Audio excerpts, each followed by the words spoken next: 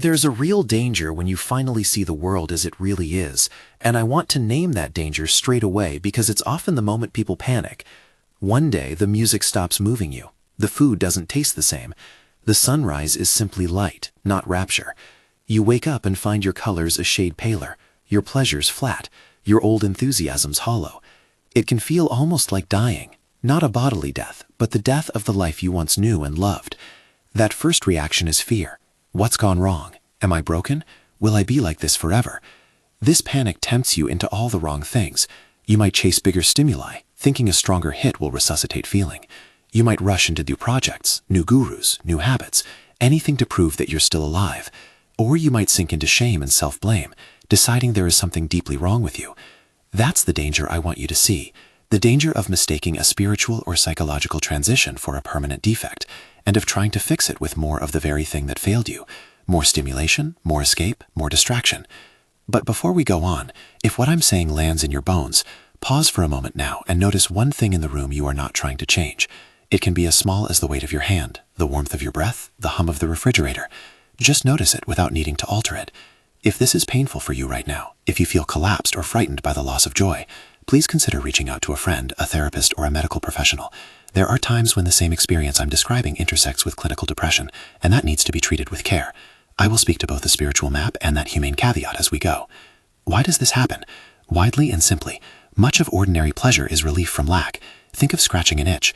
The satisfaction isn't the scratch itself so much as the ending of the itch. When hunger is relieved, it tastes delicious, but the delight is relief. The same with thirst, loneliness, boredom. There's an economy at work in our nervous system where pleasure is often the closing of a gap.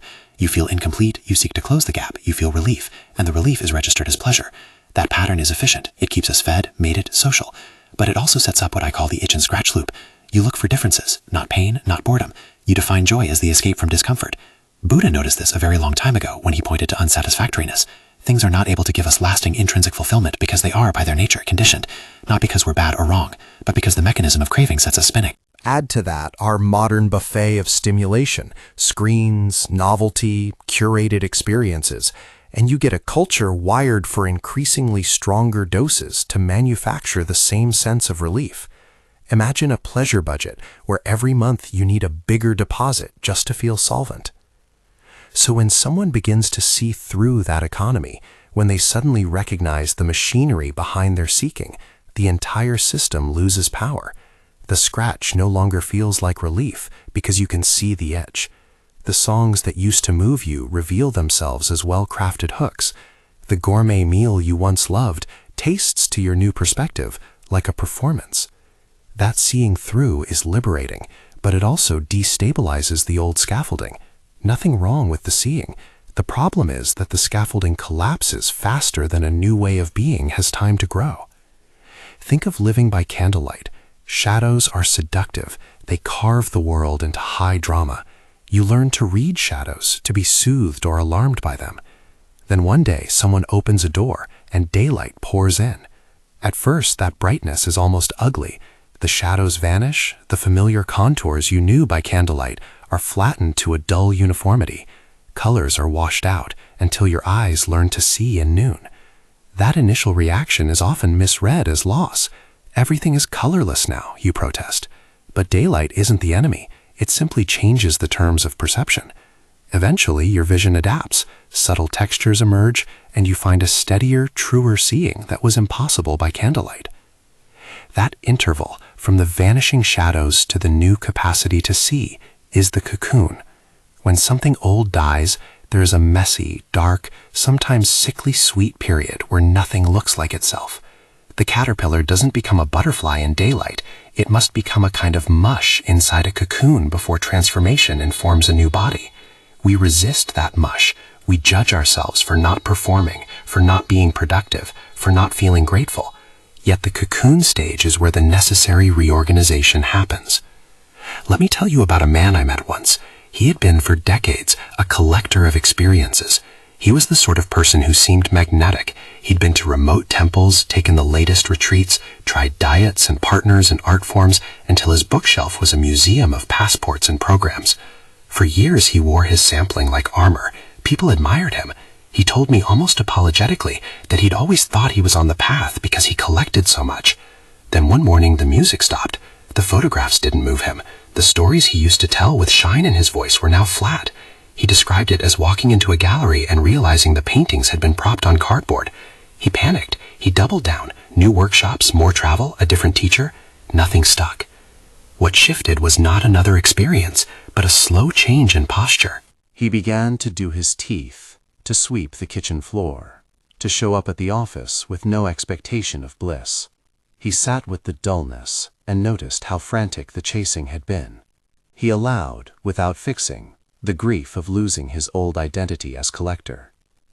In time, and I mean time measured in months and small mornings, he discovered a steadier baseline. Not flashy joy, but an okayness that wasn't dependent on external purchases. He learned to be present with the garden's small, ordinary growing. He started to recognize that in the past, his appetite for experience had masqueraded as searching for meaning, when it was often just hunger for distraction. The transformation was quiet and mutable, and it surprised him by how durable it was. When you first see through the itch and scratch loop, you may enter withdrawal. The brain has learned a habit of being stimulated. When the stimulation no longer does its old job, craving becomes restless. You may find yourself irritable, listless, unable to enjoy the things that used to comfort you. That is not moral failure. It is the nervous system recalibrating. But here again is the trap. To avoid the discomfort of recalibration, people often reach for stronger substances or sharper experiences. They may binge on food, on porn, on social media, on adrenaline, on substances. These things provide temporary relief, but deepen the cycle. Another danger is mistaking the experience for a spiritual attainment. Some people claim, "I see through everything now," then congratulate themselves out of compassion and connection. That too is a dodge. So what is the right response? Not more manufacturing of joy, not instant re-enchantment. The path calls for less doing in the frantic sense and more presence. Not a passive surrender that withdraws from life, but a gentle surrender that stops trying to control where the next gratifying feeling will come from. Surrender in contemplative language is not resignation. It is a wise letting go of the frantic agenda. It looks like this in day-to-day life. You brush your teeth with awareness instead of scrolling through your phone. You make breakfast and notice the textures without needing the cereal to taste revolutionary. You answer emails with a neutral curiosity rather than using them to validate your importance. It looks like keeping commitments despite feeling unmotivated, because integrity itself becomes a practice. Practical ways to practice this posture include the small tasks everyone can do. Keep your hygiene, eat reasonably, move your body, rest when tired, meet obligations. These acts are not meaningless. They are the scaffolding within which transformation can happen. Do not expect them to be glamorous. They are invisible, but essential. You might set a small routine. Wake, drink water, take 10 mindful breaths, do one small thing you've been avoiding. Repeat. Nothing dramatic, but over weeks these bricks build a floor. Parallel to the doing, there is a non-doing, the practice of watching without judgment. When you notice the dullness creeping in, see it as a phenomenon rather than a verdict on your worth. Ask yourself curious questions. What is this feeling actually like in my body? Where does the urge to chase a stimulus rise? Observe the emotional temperature without trying to extinguish it. This is not the same as passivity. It is active inquiry, a soft, sustained attention that has the power to slowly disarm the reactivity. Here is a short practice I invite you into now. You can do it in a minute or 5. It's not about time, it's about clarity. Sit quietly for a breath. Notice the sensations at the top of your chest. Name them without story: tightness, blankness, flutter. Let your attention rest there like a kind, neutral witness. If thoughts rush in telling you what's wrong, thank them and return to the simple noticing. If the impulse to fix or to hunt for an escape appears, watch that impulse as well. You might say softly to yourself, "I notice wanting to do something to feel better." You do not have to act immediately on that wanting. Return again and again to simple sensory touch points: the weight of your feet on the floor, the contact of clothing on skin, the rhythm of breath. This watching, humble and patient, is a form of tenderness you can offer yourself in the cocoon. Let me be explicit about what not to do. Don't try to force an awakening. Don't rush to label yourself as enlightened because you've had glimpses of clarity. Don't use spiritual language to bypass pain. Telling yourself it's all an illusion in order to avoid grief is a way of numbing. Don't isolate. Pulling away from friends or community when you're in this middle territory only amplifies the risk of despair. Don't automatically assume medication or therapy is irrelevant to your spiritual life. They are often vital companions. If your loss of interest is accompanied by deep hopelessness, suicidal thinking, inability to maintain basic function, or you are unable to care for yourself, go to a qualified clinician. If you are currently on medication for depression or anxiety, do not stop or change your regimen without consulting your prescriber. Spiritual inquiry and clinical care are not antagonists. They can be allies. There are particular pitfalls to watch for. One is the escalation towards stronger stimuli. When the old pleasures go flat, the temptation is to find experiences with sharper edges. It's the person who first needed a novel film to feel moved and later needs ever more extreme scenes. That's an armory built from scarcity. Another pitfall is spiritual grandiosity, imagining yourself above ordinary human needs.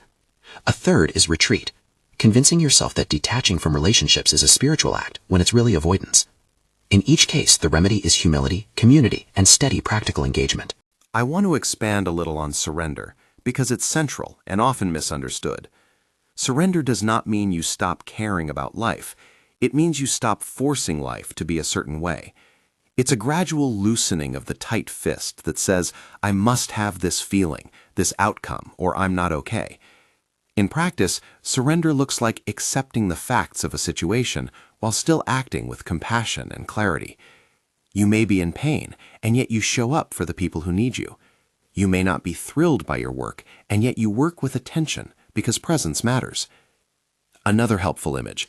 Think of the ocean on a stormy night. The waves crash and the surface is tumbled. If you identify only with the waves, you feel tossed. If you know there is a deep, calm water beneath the surface, you carry a larger perspective. The practice is to meet the waves with the knowledge of the depth, even when the depth is not obviously felt. Let me give you a few concrete checkpoints you can use when you're unsure how to proceed. Are you taking care of your body? It's remarkable how much our inner weather is affected by sleep, movement, and food. Are you maintaining contact with at least one person who can hold you, a friend, a mentor, a counselor? Isolation magnifies the sense of doom. Are you resisting the urge to anesthetize with substances or compulsive behavior? If you're struggling with addiction, get help. There are many paths that respect spiritual work and medical support. Are you giving yourself permission to be small and ordinary right now? You don't have to be transformed overnight. Allow the small tasks to be meaningful. There's also a communal aspect to this transition. Share your experience with people who care. Say, I'm numb right now. I don't expect you to fix me. I just want to be seen. That statement alone can open a space of tenderness. Community is the cocoon's outer skin. It allows the inner processes to happen safely. Spiritual practice without social support is often brittle. If you're hesitant to rely on friends, consider professional help. A therapist who respects your spiritual values, a support group, a clergy person, or a coach skilled in working with transitions. If you feel at risk, seek emergency help. There's no shame in asking for urgent care. Now let's come back to the reframing. Emptiness in the contemplative tradition is not a void to be feared, but a field of possibility. When the surface delights fail, the underlying room of presence becomes accessible in a different way. I am not romanticizing it. Emptiness can be cold and jagged, but if you stay with it, it can reveal a quieter sufficiency, an okayness that does not depend on external change. It's a stable background tone, like the sky behind the weather. Once you taste this sufficiency, you find that your joys are less reactive and more generous. They don't need to be manufactured. Remember the candle and daylight. The daylight was unbearable at first precisely because it exposed the theatricality of the candlelight. But daylight also allows the eye to rest in real color. The cocoon is ugly and tender at once, but it is the necessary vessel. The caterpillar cannot skip mush and arrive whole. There is the awkward stage where you may feel disoriented and even faint. That doesn't mean the process isn't working. It means the system is rearranging. I want to offer one more story because narrative helps. There was a woman in her 50s who was known as the life of every room. Her laugh was a currency.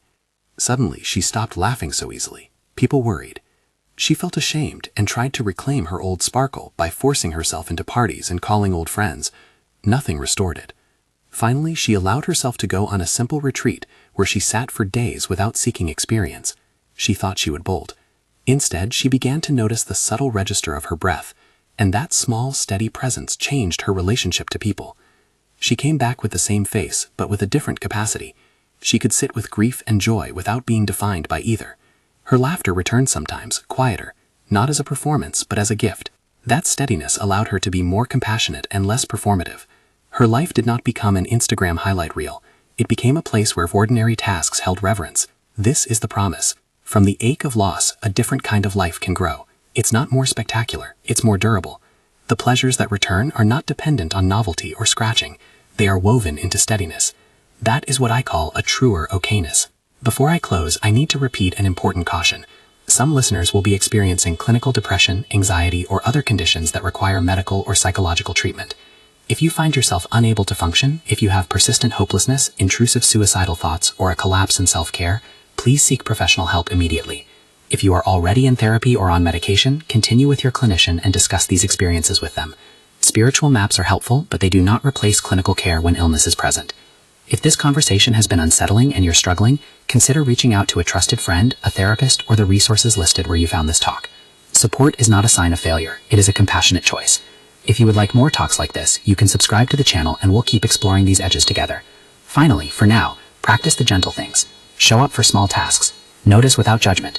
Refuse the urge to fix everything immediately. And stay connected to people who can accompany you through the cocoon. Treat your life as a patient art. Small, steady strokes over time create a form you couldn't imagine in a rush. There is a danger in seeing the world as it really is. The danger of panic, of reaching for cheap fixes, of mistaking transition for pathology. But there is also a doorway. Between the collapse of old joys and the opening of a quieter sufficiency lies a field where new, more reliable forms of contentment can grow. Hold both truths, respect the alarm, and trust the process. Be kind to yourself in the in-between. The daylight will come, and when it does, your eyes will be ready to receive it.